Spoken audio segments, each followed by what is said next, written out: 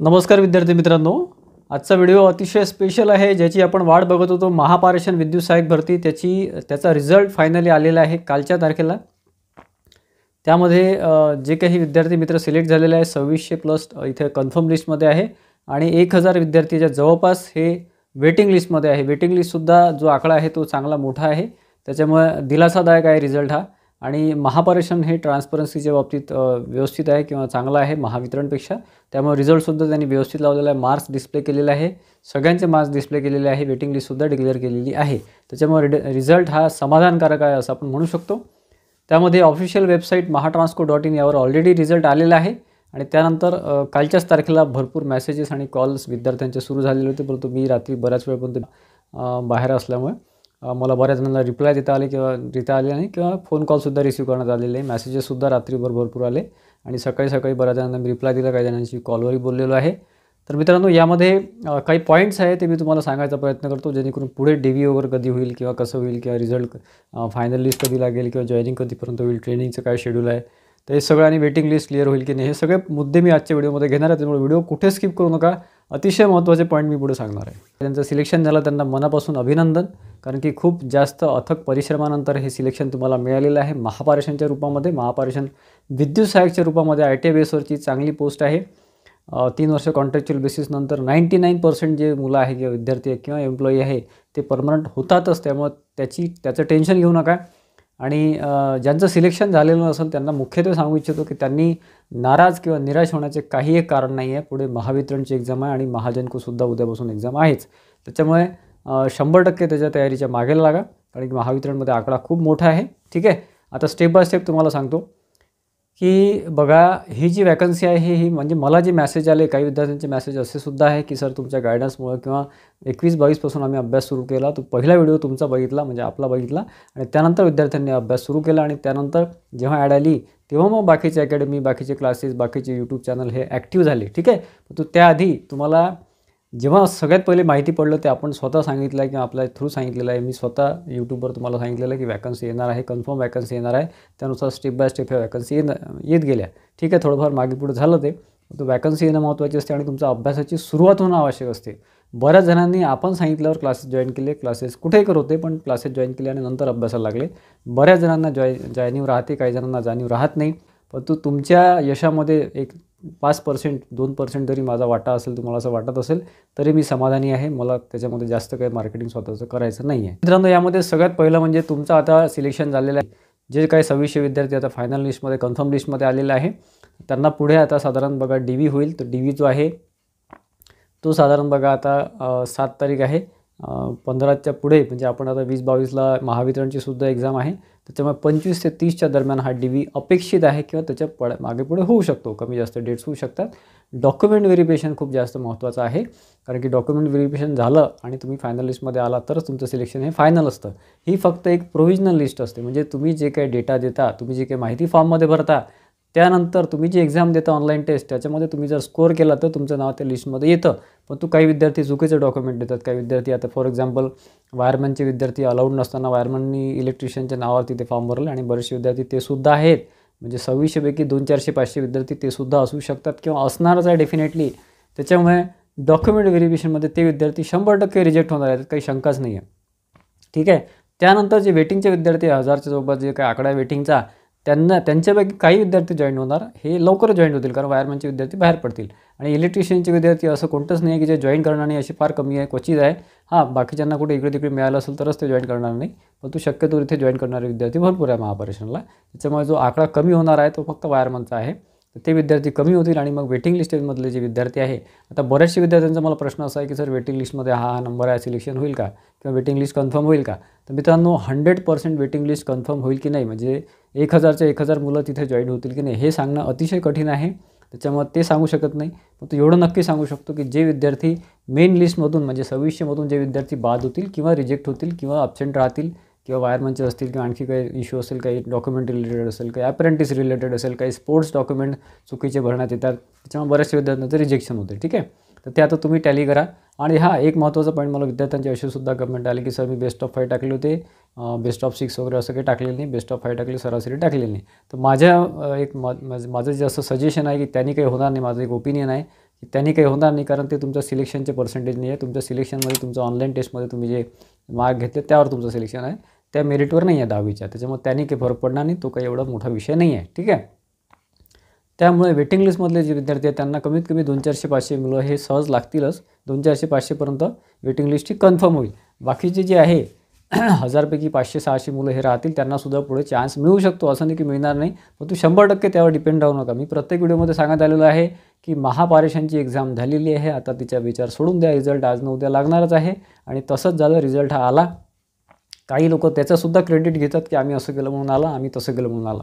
ठीक आहे, केलं असेल तुम्ही, काही हरकत नाही, परंतु रिझल्ट हा येणारच होता, त्यामध्ये काहीच शंका नव्हती. वायरमनचा जरी इश्यू असला तरी रिझल्ट हा डेफिनेटली येणार होता आणि तो फायनली आलाच. ठीक आहे. त्याच्यानंतर आता महावितरण आहे. तुम्हाला मी प्रत्येक व्हिडिओमध्ये सांगत आलो आहे की आता महावितरणवर फोकस करा. काही विद्यार्थ्यांचे मला असेसुद्धा कमेंट आहे की सर आता महापारेषण, मला खूप आशा होती, एक्सपेक्टेशन होतं की माझं होईलच, परंतु असं झालं आहे, त्याच्यामुळे आता माझं सिलेक्शन झालेलं नाही आहे. आता महावितरणला खूप कमी दिवस आहे, आता मी काय करू?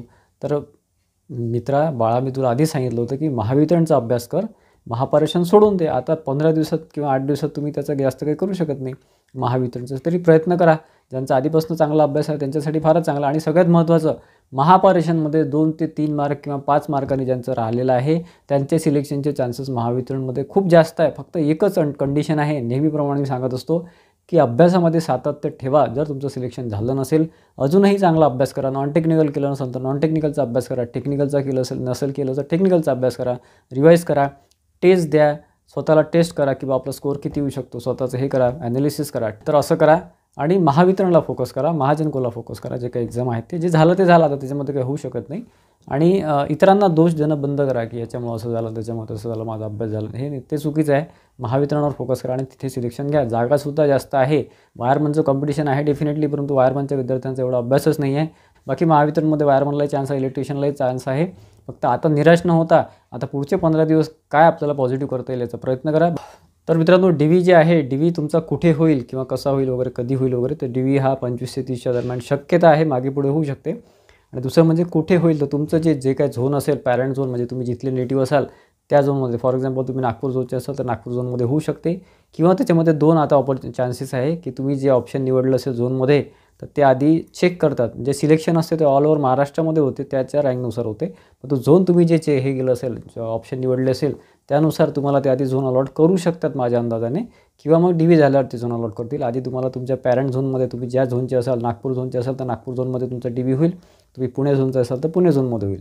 परंतु जेव्हा तुम्ही जर मेरिट रँकमध्ये आधीच्या याच्यात असाल, फॉर एक्झाम्पल पहिल्या 400-500मध्ये असाल, तर तुम्ही जे आधी झोन दिलेला आहे चॉईसमध्ये, तिथे तुमचा DV होऊ शकतो किंवा तिथेच तुम्हाला जॉईनिंगसुद्धा मिळू शकते. परंतु तुमचा रँक जर 2600पैकी 2200 आहे, 2000 आहे, 1500 आहे, तर तुम्हाला वेगळं झोन ते देऊ शकतात, तुम्ही जे ऑप्शन दिले त्यानुसार. ठीक आहे. त्याच्यामुळे त्याचं टेन्शन घ्यायचं नाही. तुमचा रँक जर 500च्या आतमध्ये असेल तर फारच चांगलं, तुम्हाला जे नेटिव्ह झोन आहे तिथे मिळण्याची शक्यता आहे. ठीक आहे, तुमच्या कॅटेगरीनुसार. 25 ते 30च्या दरम्यान जर आपण असं एक्सपेक्ट करू की तुमचा DV झाला, तर DV नंतर एक फायनल लिस्ट लागते, ती 15 दिवसामध्ये किंवा महिनाभरामध्ये फायनल लिस्ट लागते. आणि त्यानंतर तुमचे डॉक्युमेंटेशन सगळं झालं तुमचं की नंतर तुम्हाला ते झोन अलॉट करतात. आणि किंवा आधीसुद्धा झोन अलॉट करू शकतात. आणि झोन अलॉट केल्यानंतर तिथे तुम्हाला जॉईन करावं लागते. किंवा तुमचं ट्रेनिंग शेड्यूल करते. ट्रेनिंग शेड्यूल ते आधी करू शकतात. ट्रेनिंग शेड्यूल म्हणजे तुमचं नाशिक आहे, सांगली आहे किंवा अमरावती आहे, अशा ठिकाणी ट्रेनिंग शेड्यूल करू शकतात. एकाच ठिकाणी सगळं करता येणार नाही. जर असं करता आलं त्यांना तर ते नाशिकलाच प्रेफरन्स देतील, नाशिकला शेड्यूल करतील. पण तू शक्यता अशी आहे, कारण की खूप मोठा आकडा आहे 2600चा किंवा त्यापेक्षा जास्त वेटिंगचा सुद्धा आहे. तर त्यामुळे ते 2-3 ठिकाणी तुमचं ट्रेनिंग घेऊ शकतात तुमच्या याच्यानुसार. तुमचं लोकॅलिटी कुठे आहे, जर तुम्ही अमरावती नागपूरचे असाल तर अमरावतीला ट्रेनिंग होईल, नाशिकच्या जवळपासचे असाल, पुणे औरंगाबादचे, संभाजीनगरचे वगैरे, तर तुमचं नाशिकला शेड्यूल होईल. ठीक आहे. अशानुसार तुमचं ट्रेनिंग शेड्यूल होईल. आणि ट्रेनिंगला जॉईनिंग म्हणजे तुमचं जॉबला जॉईनिंग असं समजून घ्या.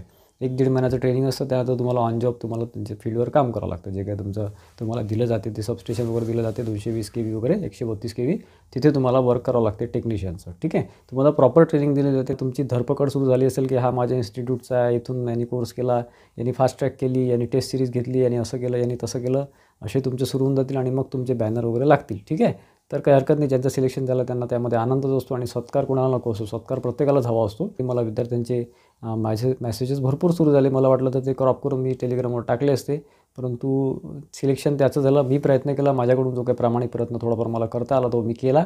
जर मी आमच्या टेस्ट सिरीजचे विद्यार्थी काढली जे काही 2-3 वर्षापासून सुरू आहेत, माझ्याकडे जवळपास 1,500-2,000 हे सिलेक्शन लिस्टमधलेच विद्यार्थी आहेत की जे कन्फर्म झालेले आहेत किंवा जे कन्फर्म लिस्टमध्ये आहेत. 1,500 ते 2,000 तेच विद्यार्थी आहेत. ज्यांना फायदा झाला असेल मनापासून त्यांनी मी ऑलरेडी टेलिग्रामला मेसेज केला आहे. माझ्या नंबरवर मेसेज करा किंवा व्हॉट्सॲप करा. तर आशा करतो की चांगली न्यूज कालच्या तारखेला आपल्याला मिळालेली आहे महापारेषण विद्युत सहाय्यक रिझल्टच्या रूपाने. आता पुढे महावितरण आहे. महावितरणचा अभ्यास डोळ्यात तेल घालून करा. पुढचे 15 दिवस अतिशय महत्त्वाचे आहे.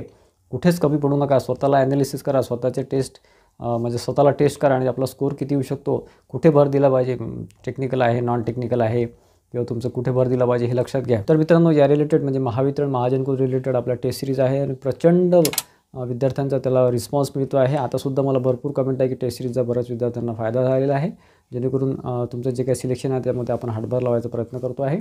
तर टेस्ट सिरीजची प्राईस आपण सध्या खूप जास्त लो ठेवलेली आहे, जेणेकरून महाजनको आणि महावितरण दोन्ही एक्झाममध्ये तुम्हाला ते कामात पडेल. तर त्यासाठी आपला ॲप आहे, इंजिनियर अमोल आपला ॲप आहे. खाली डिस्क्रिप्शन बॉक्समध्ये लिंक दिलेली आहे, ते डाउनलोड करा किंवा प्ले स्टोअरला जाऊन इंजिनियर अमोल सर्च करा. डाउनलोड केल्यानंतर तुम्हाला तिथे टेस्ट सिरीज वगैरे सगळ्या दिसतीलच. महावितरणच्या 2 आहे आणि त्यानंतर महाजनकोची एक टेस्ट सिरीज आपण ठेवलेली आहे. सध्या लो प्राईसमध्ये आहे, एक्झाम पिरियड असल्यामुळे त्यामुळे लवकरात लवकर परचेस करा आणि त्याचा उपयोग घ्या. त्यामध्ये व्हिडिओ लिंकसुद्धा आपण दिलेले आहे. आजचा व्हिडिओ आवडला असेल, एक चांगली न्यूज मिळाली असेल तर व्हिडिओला लाईक करा आणि जास्तीत जास्त विद्यार्थ्यांमध्ये शेअर करा, जेणेकरून त्यांनासुद्धा ही माहिती मिळेल. आणि आपल्या चॅनलला सबस्क्राईब केलं नसेल इंजिनियर अमोल यूट्यूब चॅनलला तर सबस्क्राईब करून ठेवा, जेणेकरून पुढचे जे महत्त्वाचे अपडेट्स आहेत किंवा माहिती आहे पुढचं जॉईनिंगपर्यंत ते तुम्हाला मिळत राहील. धन्यवाद मित्रांनो.